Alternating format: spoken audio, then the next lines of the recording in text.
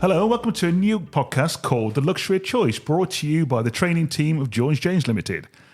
This is a monthly podcast that looks at all aspects of sales, sales management and business management for sales professionals working in technical fields. My name's Steve and I'm joined by my colleague Jonathan Cooper. Hello, I'm Jonathan Cooper, co-founder of George James, and I actively deliver our training to our customers. You absolutely do. And Prue Layton. Hi, I'm Prue, been around here for 10 years. Really excited. This is the first one to share our thoughts with the listeners. Absolutely. I think we're all excited to be doing. We've talked about this podcast for a while, but we're actually now finally doing it. So, exciting times. We're in a nice echoey room, but hopefully it's not too echo. We should explain where we are, actually, guys. We're in a house somewhere in Warwickshire, in Hampton in Arden. Hampton in Arden, correct. And we've had our team meeting here, yeah? Yep, we had a fantastic 2-day strategy meeting. Yeah, it's been excellent. And we're actually sitting on the kitchen table waiting for our curry to be delivered, but the listener doesn't need to know that, do they? Correct. So we've called this podcast The Luxury of Choice, and it's quite an unusual name, I think. And Jonathan, it's fair to say it was your idea. So let's tell the listener before we go any further, what is a luxury of choice? Well, interestingly, Steve, it might not actually have been my idea. I'm sure it was. Many years ago, I just ended up with this phrase, luxury of choice, which happened to find its way into one of my training sessions when I was working with a team on prospecting. And it kind of came about because I felt that, our customers have this amazing choice, don't they? Let's face it, we think we're a fantastic sales training company, and we are. However, people have a choice. There are many other, really good sales training companies out there. Yeah. And if you go in your private life and buy anything these days, you normally end up with this fantastic choice. Absolutely. So our customers have this choice. Yeah. And I just thought, well, why shouldn't we have a choice as salespeople? Why shouldn't we have a choice? So in the same way, my thought was, we should be able to create this luxury of choice. Where those words came from, I don't know. I absolutely and if love there's anybody listening out there who gave me that expression, all I can say is thank you very much indeed. And, it would be wonderful to acknowledge you. So hopefully we don't owe them any royalties. Correct. So, Prue, what's your thoughts on this? So, luxury of choice, what does that mean to you? I think as a young salesperson, I didn't imagine there was ever a luxury of choice. Okay. And it's really only working for many years and seeing, actually, I don't have to chase every single person that's interested. Right. And that I should take a bit of control over who I work with, who's best for me to work with. And for me, that was starting to think about the idea of having a luxury of choice about who I worked with and not letting prospective customers choose.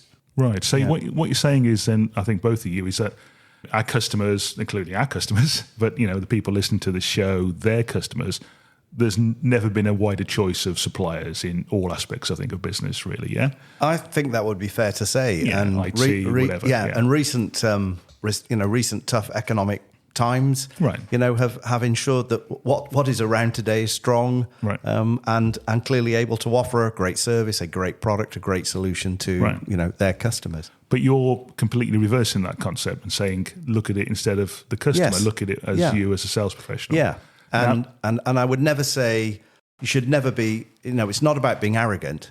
That's absolutely not what it's about. But it is, when you're thinking about exceeding your sales targets. It's thinking about, that rawest of input, at the top of your sales funnel, your pipeline, what are you going to put in your pipeline, your funnel to make your number? Okay. And surely it's about, doing that in the easiest possible way with the least possible effort. Right. So you've used a few words there which are kind of sales training speak, which I guess we're all familiar with, funnel, pipeline. So in a very sort of simplistic way, Prue, before we get into the sort of, we'll cover these kind of things, I'm sure, in future episodes, but in terms of putting this in a way that perhaps somebody who's not directly in sales might be thinking of joining sales, what do we mean by all these things? What is a funnel? What is a pipeline? So a sales funnel or a sales pipeline are used for the same thing, really. Okay. They effectively mean the same thing. And what they are is that collection of potential customers who may be interested in something that you have to offer. Mm-hmm. And they're people that we spend time and work with and speak to say, are they eventually going to be somebody who buys my products or services? Okay. So people that we go and visit, people we might take for demonstrations, those kind of things. Yeah. Yeah, or involve our colleagues as well in helping us as well, our specialist colleagues. So Yeah, I got that. So, but why? I'm a customer. I put my head up and say, I'm interested in buying one of your products. Why would we not want to take all of those people into our pipelines? Well, some of course will be easier to convert than others. Of course, yeah. And and I think for me, the very beginning of all of this, where does it all start, is around, I think, understanding ultimately the overall vision, strategic direction of your business. And I always say to salespeople, it's really important that you take some time to understand that. That is actually normally well documented. And for me, it's about getting broad alignment with that overall vision and strategic direction of the business, because the next step for me is about developing a territory sales plan or a sales business plan, a sales plan. They go by many names in many formats. But having that plan for me is the very first step in making sure that you ultimately strive for this luxury of choice, right? Because that will define, ultimately, where you go prospecting, where you go looking for business. It's very easy to go and look for business, but where do we go? The universe is a huge place, and if we were going into space to look for life, wow, it would.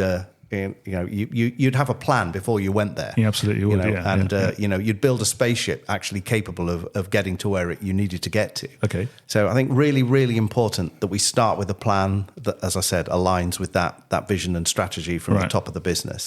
And we have that plan. What does that plan do? It helps us understand, the customers we want to target, the markets that they are in, the applications they perform, et cetera, et cetera. And, by going through that thinking process and just stepping back and thinking about your business in that way, I think just gives you a great start. Where would I go prospecting? And that, should start to answer some questions for you. Your thoughts, Prue? But I think if you said, why don't you just work with everybody who's interested in you? Then one of the things we can't change for people is how much time they've got to achieve the goals they have. So do you mean the salesperson or the customer there? The salesperson. Right, okay. Yeah. As a salesperson, you'll have a target, you'll have some expectations, and you frankly don't have time to follow up every single small amount of interest. Mm-hmm. So there will be opportunities, or you'll understand those customers, I think, as Jonathan said, who are easy to convert, who will be more efficient and effective. So I think we need to be able to choose those customers who will benefit the best from our solutions, fit really well into what we have to offer, rather than treat everybody the same. That's really interesting. So, for people who obviously don't know what we do, George James, most of the companies we train are operating in very technical environments, life sciences, biotechnology, analytical equipment, medical devices. And there's some really cutting-edge technology there, isn't there? Some really high-end science. Absolutely. And I think it's fair to say some of the companies we work with have got almost a unique proposition, really. Nobody's, I wouldn't say no competition, but that's, certainly no direct competitor in terms of a Me Too, yeah? Yeah, for some, I think that's absolutely right. So does this still apply for these guys? I think it does, because I think it's only a matter of time. I only have a relatively limited view of the world, of course. But, my experience tells me that, yes, a company, you may have a unique product today, but it's only a matter of time before somebody else takes a look at that, sees as an opportunity, and either makes something that's better than what you have, or at least as good at half the price. Right. And, and then, this skill, this capability to develop this luxury of choice, through effective planning and ultimately prospecting, becomes absolutely critical to your success. And, when competition does strike, it's a huge and sudden change for people. Right. And suddenly, they're scrabbling around, thinking, gee, where's the next piece of business coming from? Sure. And, and that, again, it goes back to, having that plan, anticipating that this might happen, and being able to prospect effectively. Absolutely. So, Prue, you wrote an article on your website recently. I think it was called Swimming with Sharks. Is this the kind of thing you meant by that? Yeah, it is. I think that, we've had experience, many of us who've had long sales careers, of having something that's technically, or the specification is so much better than anybody else's. And it's great to have that, but it doesn't last forever. Right. And I think and under those circumstances, we have to be able to be effective wherever we are in the product life cycle. But I also wanted to pick up on something you said earlier, Jonathan, in terms of doing the planning. But even if you have a product or an offering that's so much better than anybody else's at that time, it has to be aligned with the strategy of the organisation. Yep. Because if they're all aligned and supported and being able to do a good job and deliver a fantastic customer experience for this particular sector, this application, the salesperson needs to be aligned with that, because we get really good promoters of that product because the product's really designed for them. They love having it. We support it really well. Right. And trying to sell in a different direction to the direction your company's heading.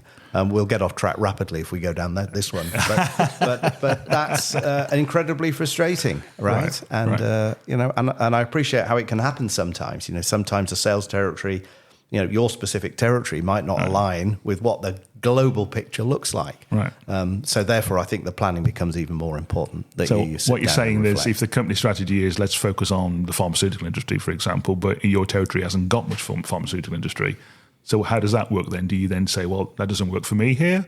Or do we fit into the overall company strategy? What do we think on that one, guys? Yeah, I think that's a good one, Steve. And I don't think that's ever easy. Somebody once gave me a great phrase, and if he's listening, he'll know who it is. It's about broad alignment. Okay, so we can look around, look at sectors very closely related to pharmaceutical, which might give us some clues about where we can go do business. That again, broadly aligns with that direction, and so everybody is pulling in that direction, as Prue talked about. Okay. And we're with that direction and not heading 180 degrees the opposite way. So you're not on the tug of war pulling in a different direction to everybody else. Yes, correct. Yeah, good way of putting it. Correct. But also understanding the key drivers of that industry are often applicable for allied industries who have similar drivers, but maybe slightly different applications. Yeah, I get that. So let's go back to this luxury of choice then. Yeah. So what we're saying here is really is that you want to have so much stuff that you're working on as a salesperson that you can pick out the good ones. Is that realistic? Does it ever really happen? No, absolutely it doesn't. So I remember in the early days of introducing this concept, and it did stick. It did stick with people as a concept. Some really bright, real bright sales guy asked me, and genuinely so, really good question. So, come on, Jonathan, how many times have you achieved it? And I had to be really honest and say, actually, I've never achieved it. Right. However, I can think on at least 2 occasions, once as a salesperson, with my own individual sales target, and once as a sales manager leading a team, I got really close to it. And that is a very, very different world compared to, one where you're well away from that. And quite frankly, any customer that sort of strays anywhere near the top of your sales funnel is kind of sucked into that funnel and played. Right. And I've seen it happen. I know you guys have both seen it. You've seen it happen, and many of the companies we work with have seen it happen. Right. Never achieved it actually, and I keep striving for it. Maybe one day, I'll do it. But I've not many years left before I probably have to step back and go do something else, and as part of my retirement. I'm sure that's not quite the case yet. What do you think, Prue? But isn't everything in sales about a stretch? Yeah, You know? So I think everything in sales is about a stretch. So the luxury of choice is something I think you should continually strive for. And why? I worked with a great sales lady, and she was always great with her forecasting. She always looked like she was really enjoying her job.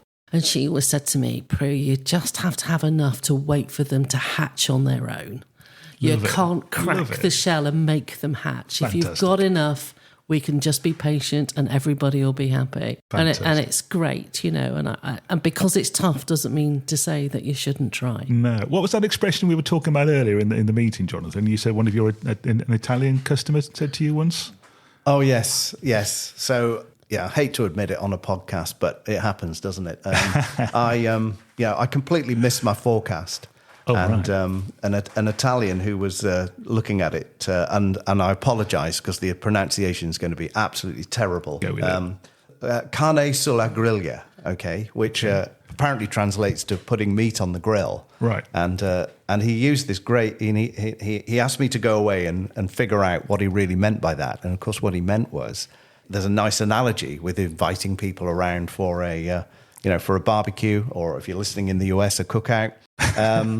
It's a great analogy. You roughly know how many people are going to be coming round for the barbecue. Right. Have you prepared enough food? Bearing in mind that, some people may arrive far more hungry than others and eat a lot more than you expected. The dog, I've got dogs, and if anyone's trained with me, they've probably seen pictures of them. They're really good at eating the food and stealing it. As are some too. could fall off the barbecue completely. You could burn it. I'm great at burning food on a barbecue. Me too. It's making sure you have enough, bearing in mind those other events, which are unforeseen, uncontrollable sometimes, to ensure that, you've got enough to ultimately deliver, exceed your sales target, but along the way, as Prue's rightly said, forecast accurately as well. I would just like to add that my dogs obey the rules and don't steal things off the barbecue, Jonathan. Ours would like to, but they might find it a bit hot, but that's another story. Yeah, We're not going to. This isn't a cooking show. Yeah, and yours are too short as well. That's very true as well. So, Prue, so what's the biggest impediment for a salesperson getting a luxury choice in that case? Okay, it might not be realistic, but from an aspirational point of view, what stops salespeople getting there, do you think? I think one of the things that I see salespeople do, and I hold a mirror up and admit that I do it too, is we get too focused of what's inside the sales funnel, those active opportunities. Right. And we have to meet our numbers. And instead of spending the time on prospecting and being really honest about what's in our sales funnel, we desperately try to push, drag and kick things out of our sales funnel to meet our commitments. Right. Whereas if we recognise that a luxury of choice is a really good thing to have, then we would only take those things into our sales funnel and work on them that are likely to come out the end. So we don't do enough prospecting, Steve. Okay, and I think we can all hold our hand up from time to time that we've all probably been guilty of that in our sales career. I know I have. Yeah, I have too. But As charged. what stops salespeople though? I mean, if we were to get a cross section of salespeople in the room now, they'd probably say too many emails, too much admin, CRM, HR, dare I say, company processes. All those things might be a reason. But what do you think really stops salespeople prospecting, Jonathan? I think it's almost embarrassing to say it. And I think it takes some years of experience possibly to get over it. I think some people just come into sales and are very comfortable with it, but it's a no. And, getting a no is, have to be able to bounce back from that. I think that fear of failure, that fear of no is one of the things. I think a failure to understand the connection between prospecting, developing ultimately a clean and healthy sales funnel and accurate forecasting. I'm not sure that the connection is truly understood. I think sometimes that, people look at it and think it's marketing's responsibility. Right. It may be in part, but actually it's not. And I think as well from time to time, I think there's a failure to appreciate the vast range of prospecting mechanisms you have and the many ways in which you can prospect. Some of the best prospectors I've ever come across in my life have also been accused of being the luckiest. And, what does that normally equate to? It's normally mean, they're active, right? They have lots of meaningful conversations with lots of customers on an ongoing basis. Right. And, and for that reason, they are often more successful. They just get lucky. They find more. Yeah. They open that extra door. They ask for a referral from somebody who may have just rejected them, okay? I have a little, very simple way of remembering to go prospecting. Every single time you take something out of the bottom of your funnel, what do we do first? Well, we should celebrate, okay? We're in sales, and that's great, isn't it? Great achievement. Sure. What do we do next? Well, we should absolutely thank the customer, and what a great time to seek a referral as well for more business. Of course. But after that, I always say you should panic. Panic? Panic. Absolutely, because it absolutely will drive the right behavior, which is to now recognize I've taken one in. I've got to put some more qualified opportunities into the top of my sales funnel in order to be successful. So Yeah, I say panic with a smile. Of course I do. But that's the behaviour, to think I've taken one out. I need to get some more in at the top. And, and it's really interesting when you look at the calendars of many salespeople, and I'm sure, I've had this too, and I've been guilty of this too. You see time allocated for, all sorts of things in selling, but where is the time allocated to prospecting? You rarely see it. Right. It's actually very, very unusual. So is it a time management thing then, Prue, or is it something a bit more subtle than that? I think it's a bit more subtle, actually. Okay. I think lots of people have sales plans, which are plans around the sales that I get and how many of this product or that service. But I often ask people, what about your prospecting plan? And I get a lot of odd looks. What do you mean a prospecting plan? Do you really know? If I say to people, how many prospects do you want? They say, as many as I can get. And that's actually not the right answer. It's the right number of prospects We're that back you to need. luxury of choice again, aren't we? Yeah. So what does good look like in terms of prospecting, as well as what does good look like in terms of winning business? And I think if we could really understand and investigate and understand for us personally, what does my prospecting plan look like? How many? How frequently? What sort? I think it would really help us focus our activity at the top of the funnel. I think the other thing is when you engage with customers all through the process, it's the highest rate of rejection at the top of the funnel. So as human beings, we naturally pull back from getting more rejection when we're prospecting, whereas when we're working with active opportunities, the rejection rate decreases. Right. Because we don't like the word no. We don't like being told no or not interested, or we love somebody else, I think. And Interesting. yeah. I think I've told you both this story, but when my wife and I lived in North America 20 odd years ago now, I went to like a one-day sales conference, one of these very American sort of big hotel things somewhere near New York. And the guy giving the presentation told his sales career, and his first sales job was selling life insurance door to door in the Bronx in 1982. Which was quite a violent place. Apologies if you're from New York, but it was at the time, I think. And, he would get people slam the door in his face, pull a gun on him. And his boss at the start of the week used to give him a card. And on that card was the word no written 50 times. And every time he was told to go away, politely or not politely, or a door shut in his face, or a gun pulled on him, he was told by his boss to cross out the word no. And if he came back at the end of the week with 50 no's, he got $1,000. Which in 1982 was a lot of money. It's a lot of money now. And I guess his boss knew that out of those 50 no's, he'd get at least one yes.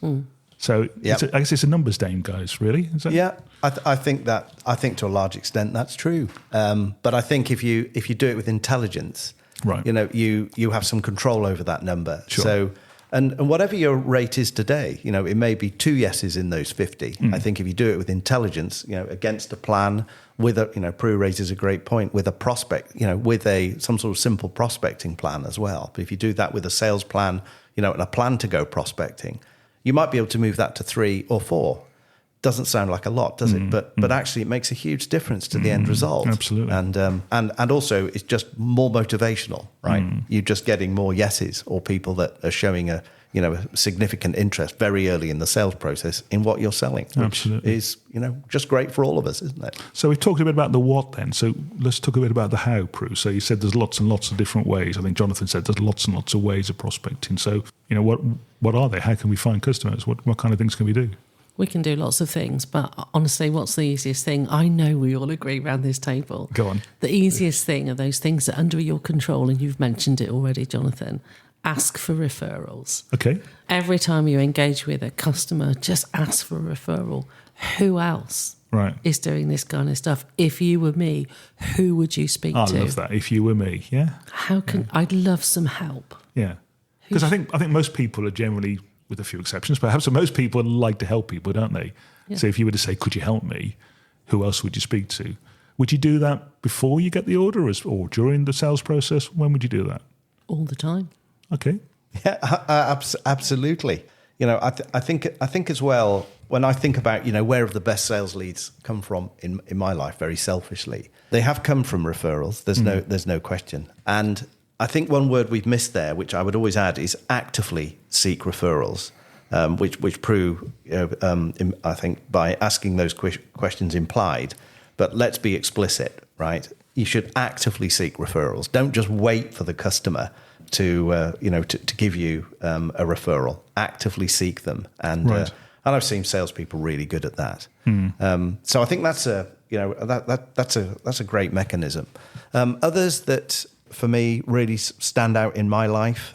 Some of the best sales leads I've ever had have come from my colleagues in the service team, and in an application support role or a product specialist role. I know those terms are used differently in different companies. Sure.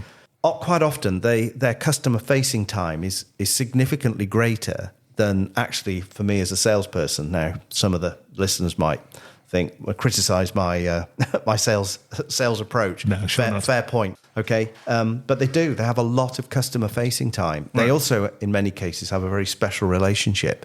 And as a customer once at Imperial College told me, when I asked him the difference between a salesperson and somebody in a support role is, hey, Jonathan, as a salesperson, you're guilty until you prove yourself innocent.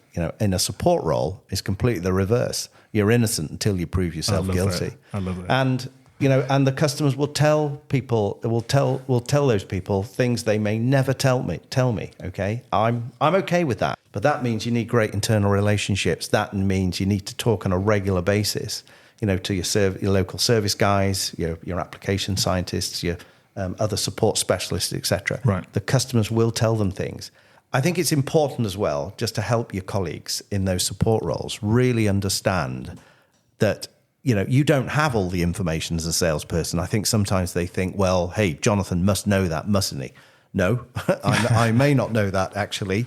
And you may have been given that piece of information. It's almost the piece that completes the picture in a puzzle, or a jigsaw, as we say, but in a puzzle. And we don't sometimes need all the pieces, but that final piece could give us the picture and give us everything we need. So that's another really, really good mechanism that over the years has helped me tremendously. Sure. But and I could go on and on and on. I'm sure you could. So surely, Pro, we're not saying let's make our service engineers and our applications people salespeople. Surely that's not what we're saying here, is it? No, not at all. Right. I think that what we're saying is let's ask them, did you hear that? What's going on? What do you know about that? We're only asking them to just keep their ears open and recognise what could be interesting or useful for you to follow up. That's what I think. But I just want to add one thing. Please. If as a result of listening to this, you go ahead and do that, please keep those people informed about how it Correct. went. Sometimes Feedback. we can be accused of taking a really hot lead, doing really well, winning the sale, getting all the recognition, but not going back and saying to that support person, thank you so much. That's this a is what fantastic happened. point. Yeah, and I know I'm probably the same for you. In my sales management career, at some stage we've had like lead incentive programs for these people, but in my experience, the biggest incentive is somebody just saying thank you. Yeah. Thank you for doing that. Yeah, absolutely. Yeah. Great point, Brew. Definitely. Keep them informed Keep them because they'll do it again. So in summary, guys, what we're saying really, to get a luxury of choice, which may or may not be achievable, it's prospecting, and more prospecting.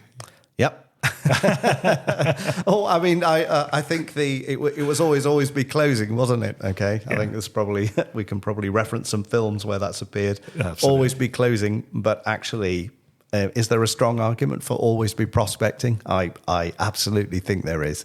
And striving for that luxury choice of choice is just a great place to get as a salesperson. And, even when, there's more challenging economic times and we see less buying customers or the customers that there are, more intensely sought after by, by all of the suppliers, then it just becomes critical. So, Absolutely. Yeah. Absolutely.